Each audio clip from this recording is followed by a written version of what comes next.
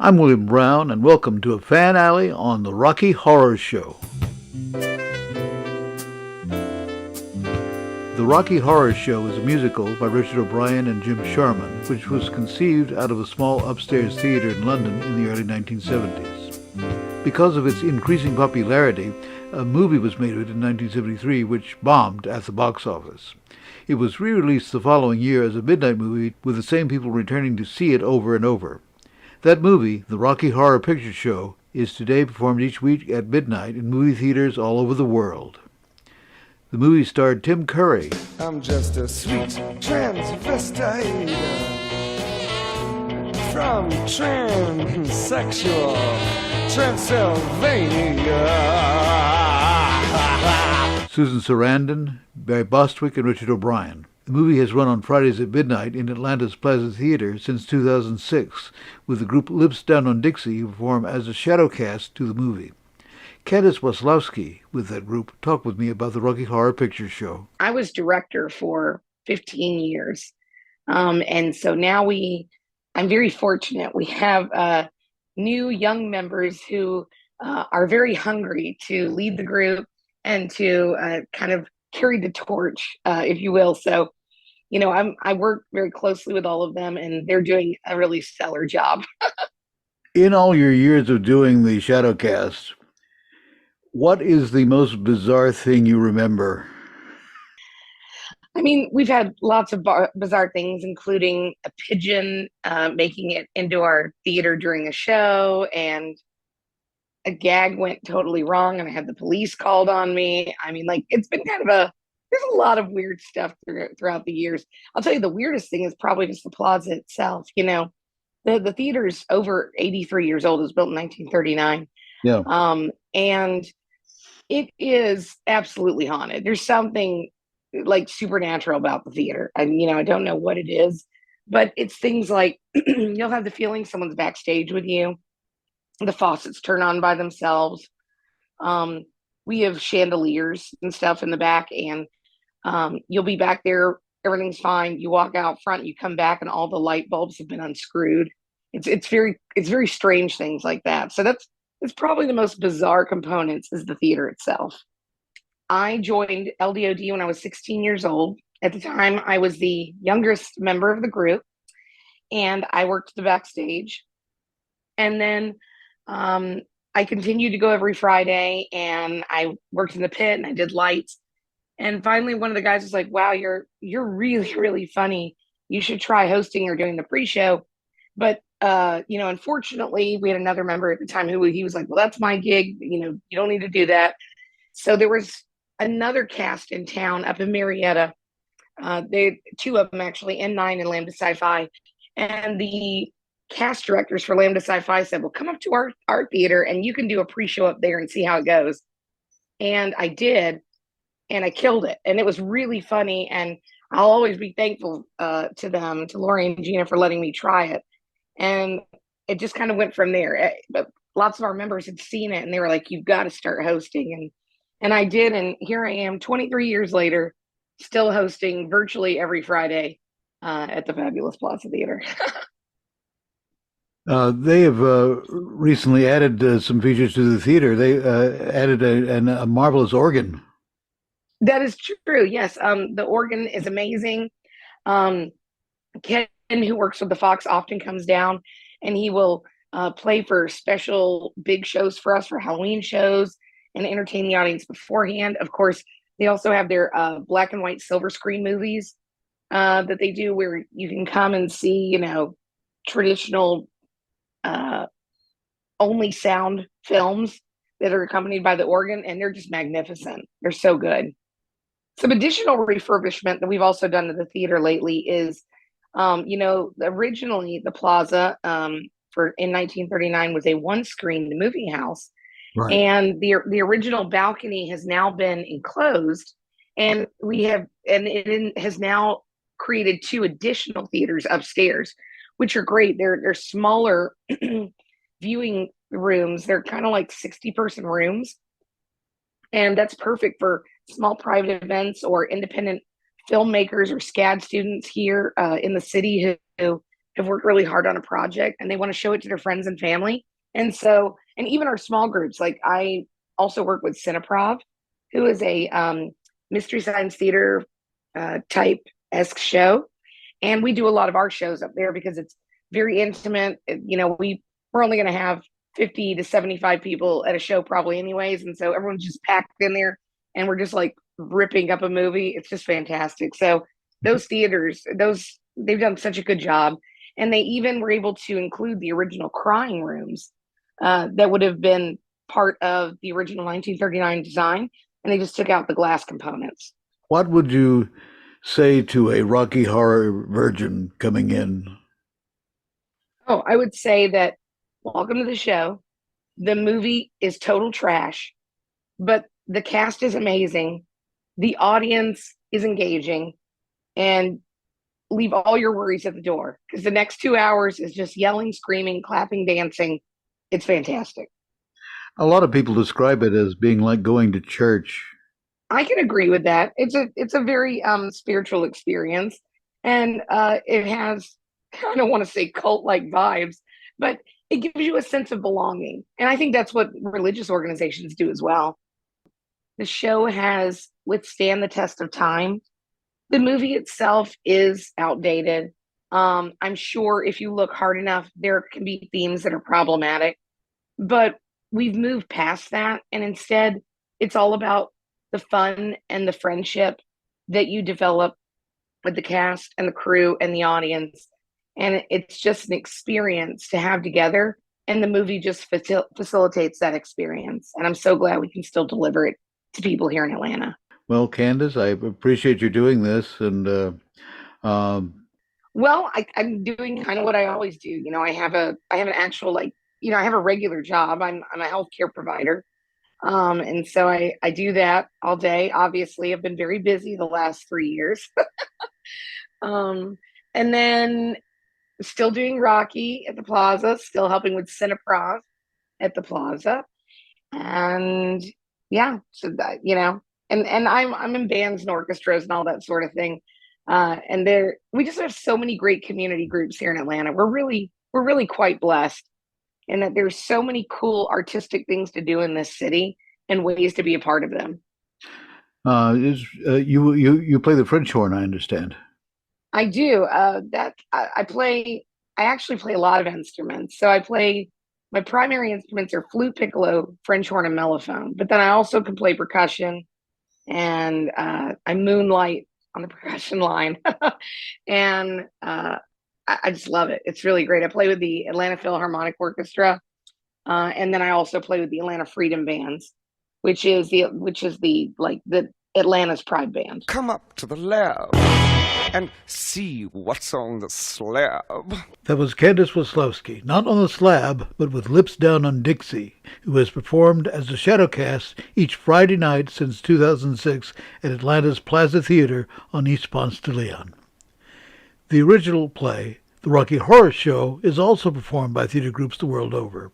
Matt Ford, who is executive director and founder of the Rich Heritage of Cedar Rapids Theater Company, spoke with me about his experiences running the Rocky Horror Show. Well, William, the name of the theater is the Rich Heritage of Cedar Rapids Theater Company, or RHCR Theater for short. I founded the theater in 2013, the very first show that I ever did.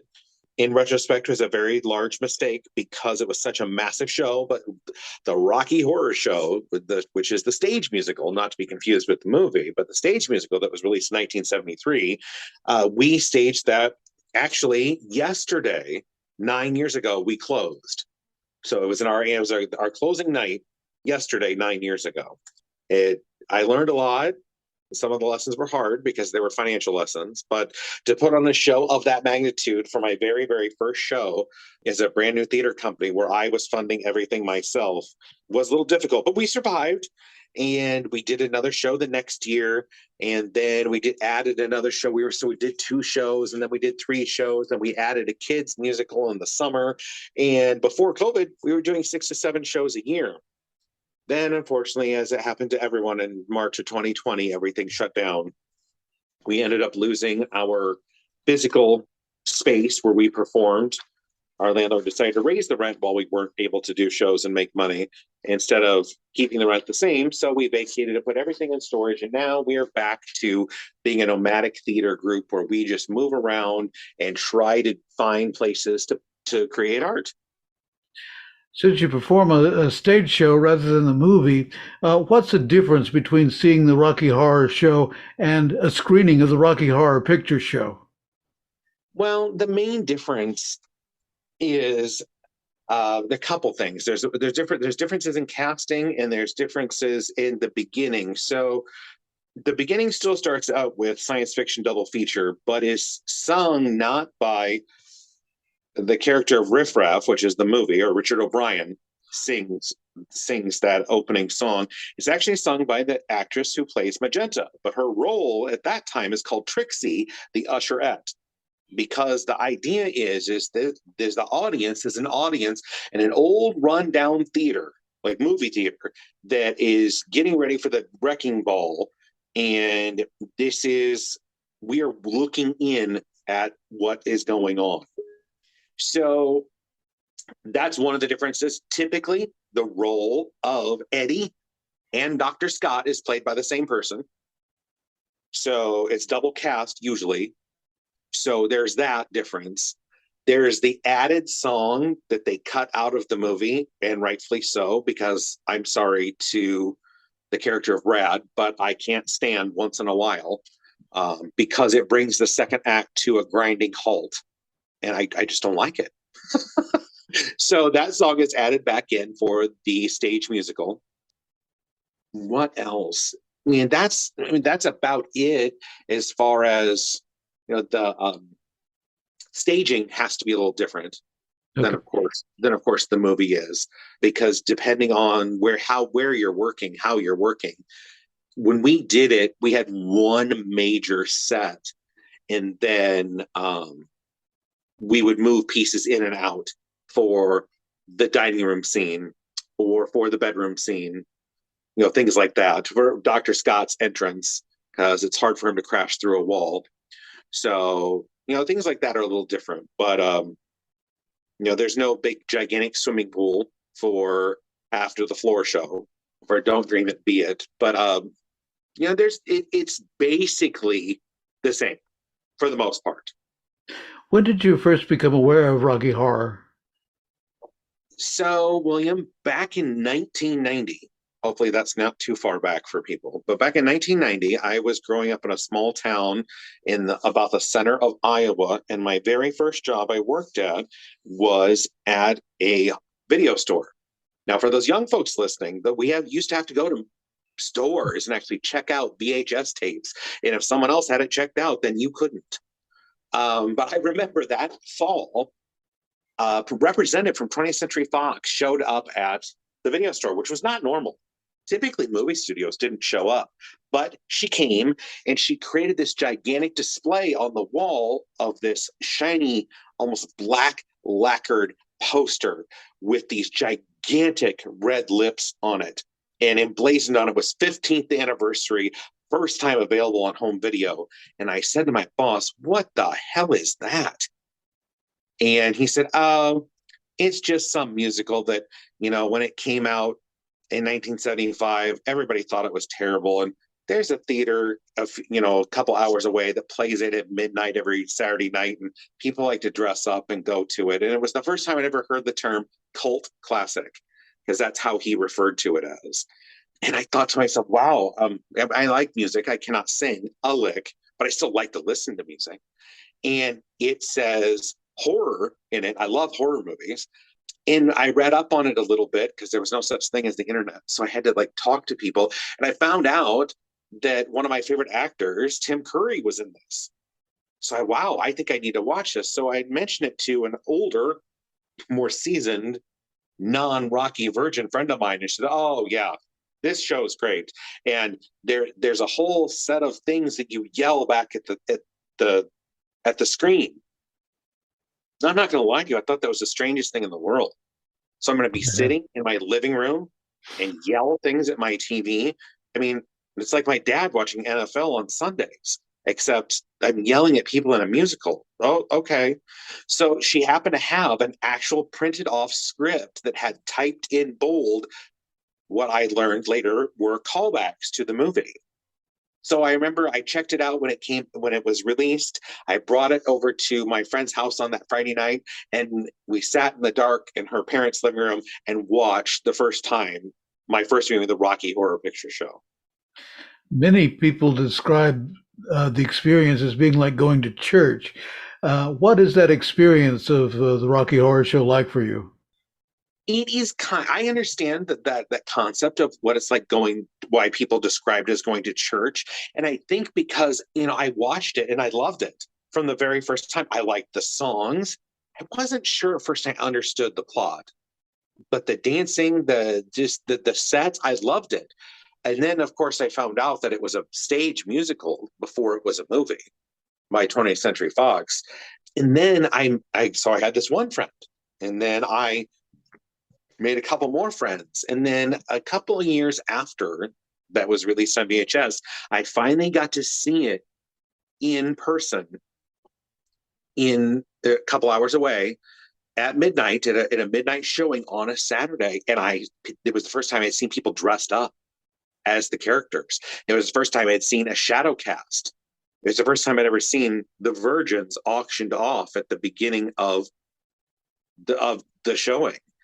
And when I made the mistake of, I was in high school. I mean, and everyone can remember what high school was like. I remember after I'd seen it the first time, went back to school at Monday and said, "Oh my God, I watched this amazing movie." And and I described the plot and about how the main character dresses up as he's a transvestite, dresses up in women's clothes, and there's sex. He has sex with men, he has sex with women, and he creates this man so he can marry him. And everyone is like, "What in the hell are you talking about?" And I felt a little weird because I liked it. I thought it was fun. And at this first showing in person, I watched people be just who they are, and they didn't care.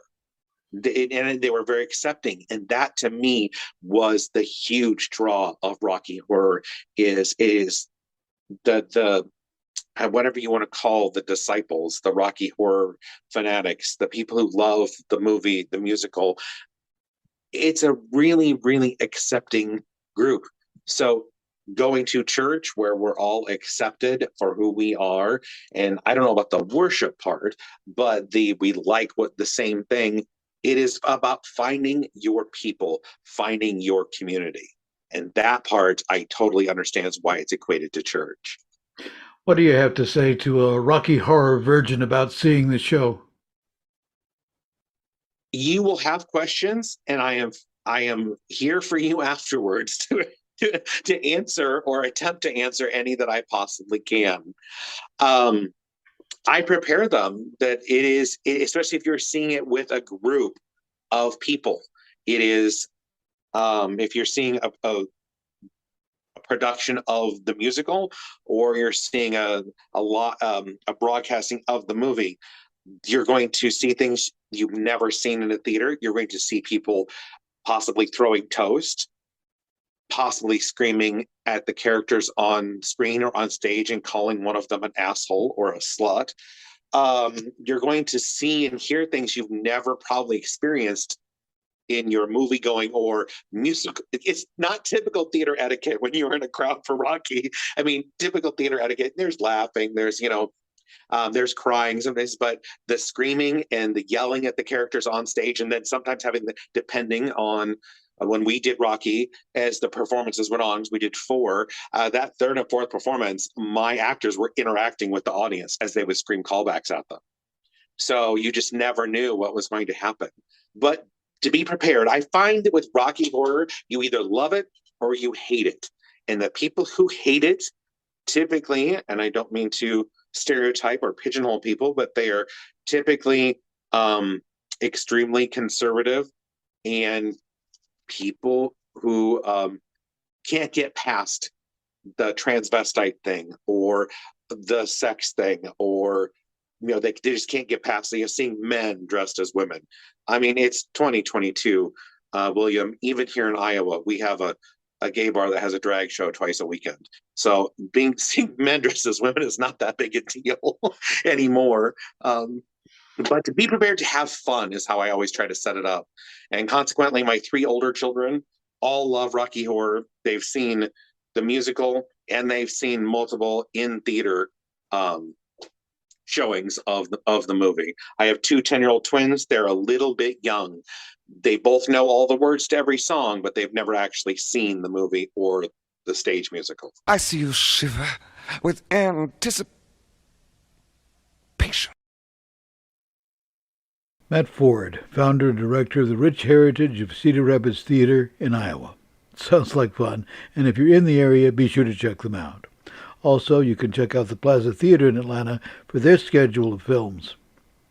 My deepest thanks to Candace Waslowski and Matt Ford for their participation in this podcast. Brian Smith is the producer for Fan Alley. The Fan Alley theme is by Alton Leonard. Excerpts from the Rocky Horror Picture Show are used under fair use. I'm Will Brown, your host for Fan Alley, which is a production of the Atlanta Radio Theater Company, wishing you peace this holiday season.